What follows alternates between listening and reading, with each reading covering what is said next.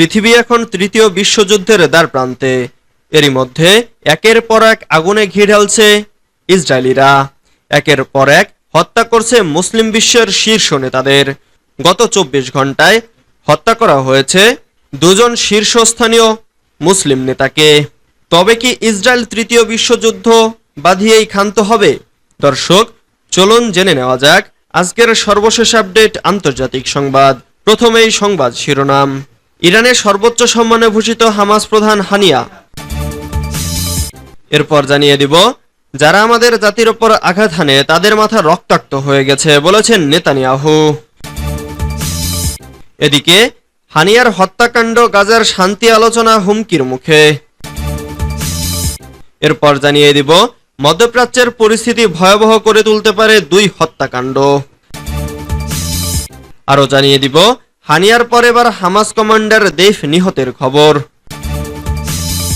সর্বশেষ জানিয়ে দিব, কমলা হ্যারিসের জাত নিয়ে প্রশ্ন ট্রাম্পের। এতক্ষণ শুনছিলেন সংবাদ শিরোনাম, এবারে বিস্তারিত। তবে অনুরোধ থাকবে ভিডিওটিতে একটি লাইক করবেন এবং কমেন্ট করে জানিয়ে দিবেন কোন জেলা থেকে আপনি আমাদের এই ভিডিওটি দেখছেন। ইরানের সর্বোচ্চ সম্মানে ভূষিত হামাস প্রধান হানিয়া। ইরানের সর্বোচ্চ সম্মানে ভূষিত হয়েছেন হামাস প্রধান ইসমাইল হানিয়া। তার জানাজার ইমামতি করেছেন তেহরানের সর্বোচ্চ নেতা আয়াতুল্লাহ আলী খামেনি। বৃহস্পতিবার ১লাই আগস্ট কাতার ভিত্তিক সংবাদ মাধ্যম আল জাজিরার এক প্রতিবেদনে এই তথ্য জানানো হয়েছে। প্রতিবেদনে বলা হয়েছে, তেহরানে হামাস প্রধান ইসমাইল হানিয়া ও তার দেহরক্ষীর জানাজা অনুষ্ঠিত হয়েছে। সেখানে ইরানের মরহুম প্রেসিডেন্ট ইব্রাহিম রাইসির মতো তাদেরকে সম্মান প্রদর্শন করা হয়েছে। তেহরান ইউনিভার্সিটির ওয়ার্ল্ড স্ট্র্যাটেজির সহযোগী অধ্যাপক ফুয়াদ ইজাদি বলেছেন, তেহরানে হামাস প্রধানের মৃত্যু ইরানের জন্য খুবই বেদনাদায়ক। একটি দেশের রাজধানীতে যখন তাদের পদস্থ কোনো কর্মকর্তাকে হত্যা করা হয়, তবে বড় ধরনের ধাক্কা না লেগে পারে। তাই সম্ভবত ইরানের প্রতিক্রিয়া দেখাতে বাধ্য। যারা আমাদের জাতির ওপর আঘাত হানে তাদের মাথা রক্তাক্ত হয়ে গেছে বলেছেন নেতানিয়াহু। ইসরায়েলি প্রধানমন্ত্রী বেনিয়ামিন নেতানিয়াহু বলেছেন, তার দেশ শত্রুদের ভয়াবহ ধাক্কা দিয়েছে। যারা আমাদের ক্ষতি করে, আমাদের শিশুদের হত্যা করে, আমাদের নাগরিকদের হত্যা করে, আমাদের জাতির ওপর আঘাত হানে, তাদের মাথা রক্তাক্ত হয়ে গেছে। বুধবার জাতির উদ্দেশ্যে দেওয়া এক ভাষণে নেতানিয়াহু এ দাবি করেন। তেহরানে হামাস প্রধান ইসমাইল হানিয়ার হত্যাকাণ্ড ও লেবাননের রাজধানী বৈরুতে ইসরায়েলি হামলায় হিজবুল্লাহর কমান্ডার ফুয়াদ শুকুরির মৃত্যুর কয়েক ঘন্টা পর তিনি একথা বলেন।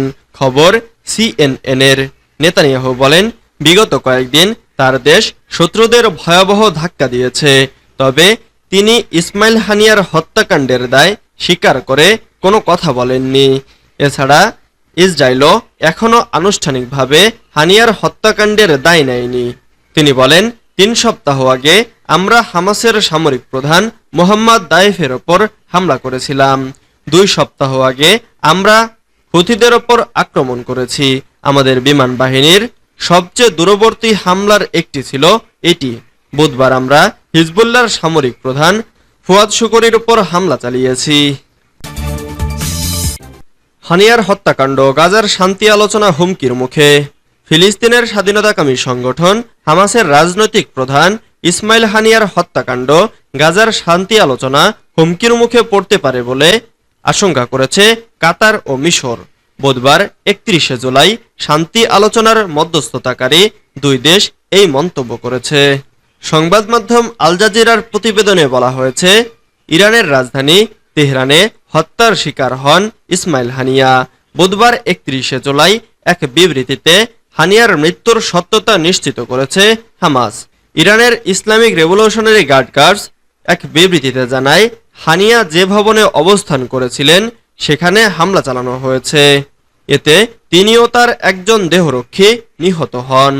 এ নিয়ে কাতারের প্রধানমন্ত্রী শেখ মোহাম্মদ বিন আব্দুর রহমান আল থানি এক্সে বলেছেন, রাজনৈতিক হত্যাকাণ্ড এবং গাজায় বেসামরিক নাগরিকদের লক্ষ্যবস্তু করার মতো ঘটনা চলতে থাকলে এক পক্ষ যদি অন্য পক্ষের মধ্যস্থতাকারীকে হত্যা করে তবে মধ্যস্থতা কিভাবে সফল হবে।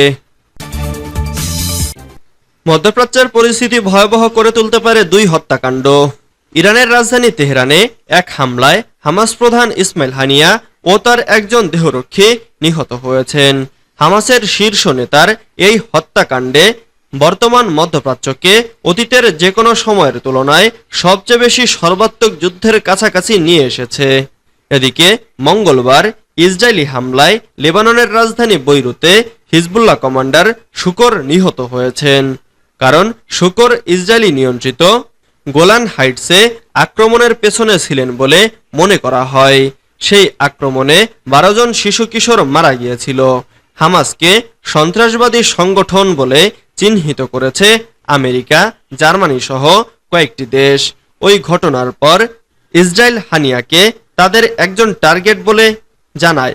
এখন পর্যন্ত হানিয়ার মৃত্যু নিয়ে ইসরায়েল কোনো কথা বলেনি, তবে অভিযোগের আঙুল তাদের দিকেই রয়েছে। হামাসের সশস্ত্র শাখা ইতোমধ্যে বিবৃতি দিয়ে জানিয়েছে হানিয়ার হত্যার তীব্র প্রতিক্রিয়া হবে।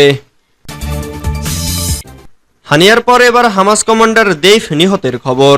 ফিলিস্তিনের স্বাধীনতাকামী সংগঠন হামাসের সামরিক শাখার প্রধান মোহাম্মদ দেইফ নিহত হয়েছেন, এমন দাবি করেছে ইসরায়েলের সেনাবাহিনী।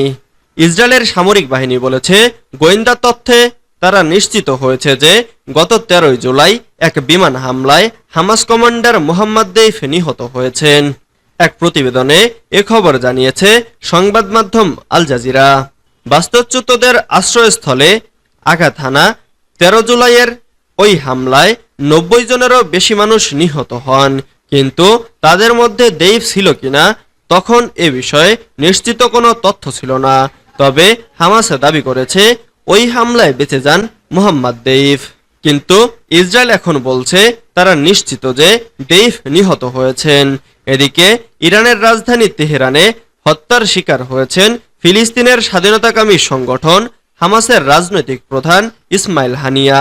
বুধবার 31 জুলাই এক বিবৃতিতে হানিয়ার মৃত্যুর সত্যতা নিশ্চিত করেছে হামাস। কমলা হ্যারিসের জাত নিয়ে প্রশ্ন ট্রাম্পের। যুক্তরাষ্ট্রের প্রেসিডেন্ট নির্বাচনে ডেমোক্রেটিক পার্টির প্রার্থী কমলা হ্যারিসের জাত নিয়ে প্রশ্ন তুলেছেন সাবেক মার্কিন প্রেসিডেন্ট ও রিপাবলিকান প্রার্থী ডোনাল্ড ট্রাম্প। তিনি জানতে চেয়েছেন কমলা হ্যারিস ভারতীয় নাকি কৃষ্ণাঙ্গ। বুধবার 31 জুলাই যুক্তরাষ্ট্রের কৃষ্ণাঙ্গ সাংবাদিকদের সংগঠন ন্যাশনাল অ্যাসোসিয়েশন অব ব্ল্যাক জার্নালিস্টের বার্ষিক সমাবেশে দেওয়া বক্তব্যে ট্রাম্প একথা বলেন। ডোনাল্ড ট্রাম্প বলেন, মার্কিন ভাইস প্রেসিডেন্ট কমলাকে আমি অনেক দিন ধরে চিনি। তিনি সবসময় ভারতীয় ছিলেন, শুধু ভারতীয় ঐতিহ্য প্রাধান্য দিয়েছেন। কয়েক বছর আগে তিনি নিজেকে কৃষ্ণাঙ্গ হিসেবে পরিচয় দেওয়ার আগে আমি জানতাম না কমলা একজন কৃষ্ণাঙ্গ। এখন